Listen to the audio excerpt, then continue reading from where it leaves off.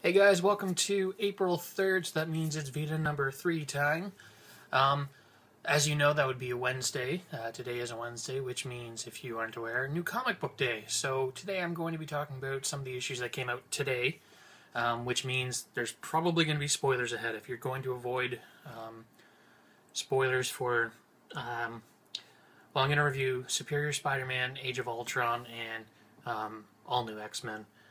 So if you're avoiding spoilers for those, don't watch this. Wait till you've read them and then come back. But until then, let's get started. First up, Superior Spider-Man. Now, if you know anything about me, you know I am a huge Spider-Man fan.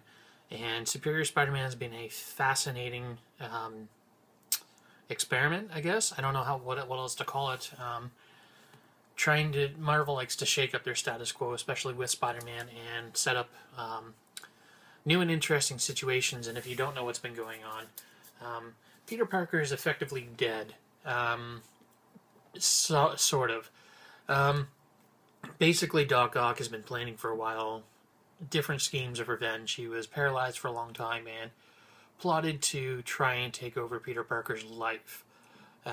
So in the last few issues of Amazing Spider-Man, he managed to do so, and Peter, trapped in Doc Ock's dying body, tried to fight back. Unfortunately, he failed, and as a result of Doc's, failing condition, Peter Parker died. Or so we thought.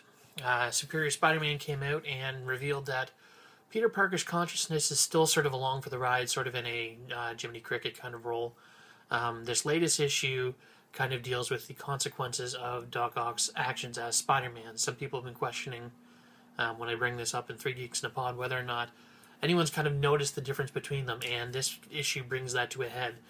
There have been some in a social circle, but most especially the Avengers, who have noticed that Ock Spidey has kind of taken a very violent turn. He's beat up several different villains, including Boomerang, Vulture, Jester, Screwball, and I believe it was the previous issue or the one before, I'm not sure, I think it was the one before this one. He actually killed a character named Massacre, who is, as the name suggests, he's just a mass murderer. That's all he does is kill. He has no regard for human life. But the Avengers take note that something is wrong and that Spidey is not himself. So they decide to confront him with disastrous results because they tried to force a very necessary series of medical procedures to make sure that he is who he says he is. And, Otto Spidey doesn't take that well, and the issue actually ends with an unfortunate cliffhanger of Spidey taking up arms against the Avengers. So it looks like the outcome of this will probably be Spidey losing his role in the Avengers. I'm sure there will be far more severe consequences later on down the road. As this story has only just started. And, we know Superior Spider-Man is going to be around for a while because we've seen solicitations for it for the next few months. So this isn't a storyline that's going to wrap up too quickly, but at the same time, I'm glad to see there's at least consequences for Ock's poor decisions. Moving on to probably the more controversial book of the month, Age of Ultron, which, if you haven't been following, is Marvel's current mega series or events. I don't know what to call them anymore. Basically, every year Marvel and DC will do their own event where all the different characters in their respective universes come together in some big catastrophic event.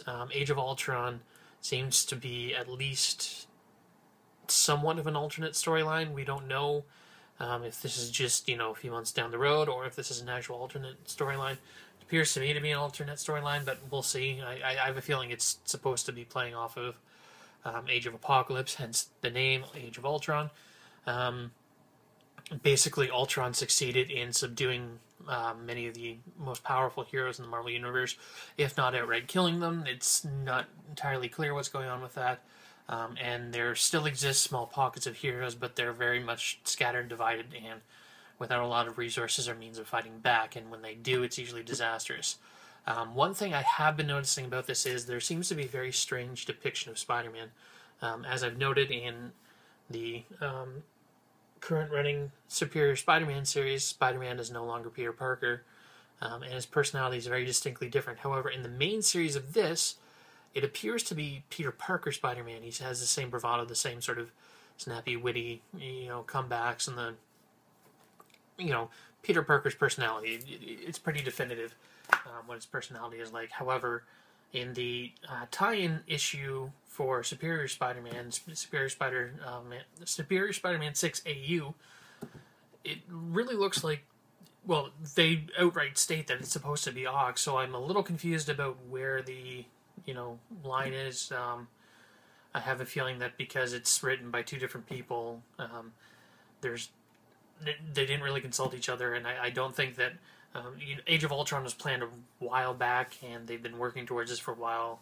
They haven't for Superior Spider-Man 2, but I don't know if they necessarily consulted on the two storylines and just kind of like ham-fisted together. It's not really working as well.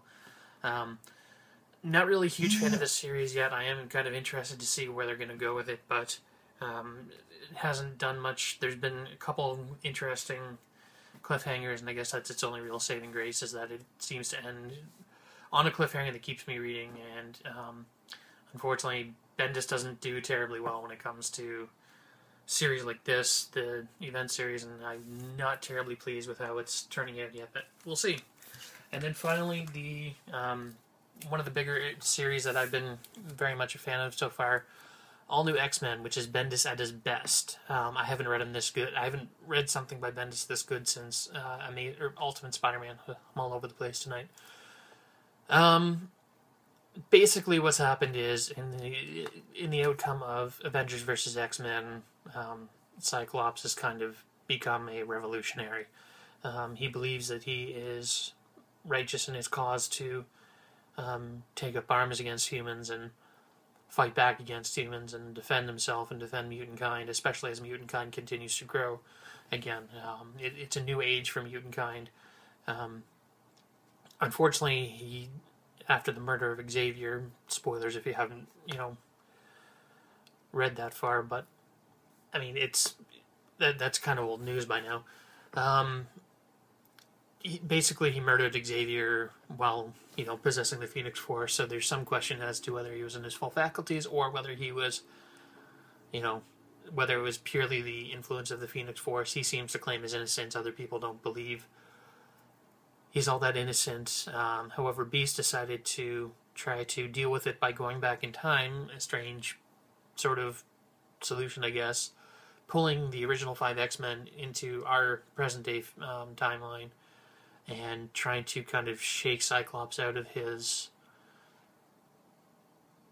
I don't know what to call it, just to remind him of who he was and remind him of the cause that they were originally fighting for, what they got together for. And as you can see, there's, the 5 original X-Men front and center with Wolverine, and there's been quite a bit of controversy about this, but I think it's a really good series.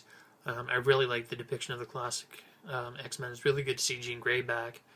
And it's really cool to see them kind of dealing with a future that they don't like. Magneto's a supposed good guy. Cyclops has sided with him. Xavier's dead, and some people seem to believe so was his dream. But it also centers around Wolverine's school, that he's trying to continue Xavier's dream through, where the original 5 X-Men are currently staying. And this issue basically kind of brings the two sides of the issue together. They, Cyclops comes to the Jean Grey school, it's what Wolverine called it, to deal with the consequences of, to offer an opportunity for people to join his cause and come to his school that he's calling the New Xavier School, which some people find very distasteful. And he's offering open membership to help fight and protect mutant kind. Not everybody's kind of on board, but the issue ends with an interesting cliffhanger. I'm not going to tell you what it is. Go and pick up the book and read it. They don't even tell you what happens, basically, but I'm going to leave it even more vague than the book does. I'm intrigued, and I'm going to go back for more. Hope you guys enjoyed, and I hope you guys will continue to follow these Vidas. I want to give a big shout out to Dan Charrington, Dan the Video Ninja, who shouted me out yesterday, I'm not really sure. I saw it today, so I'm very appreciative of that. Thanks to him, some more people have kind of discovered this, and I hope they continue to watch these and everything else Three Geeks in a Pod does. There's going to be an episode this Sunday. Stay tuned. I've also got more comics to review this in the coming days, and I'm going to give you a little tease of what I'm going to review tomorrow.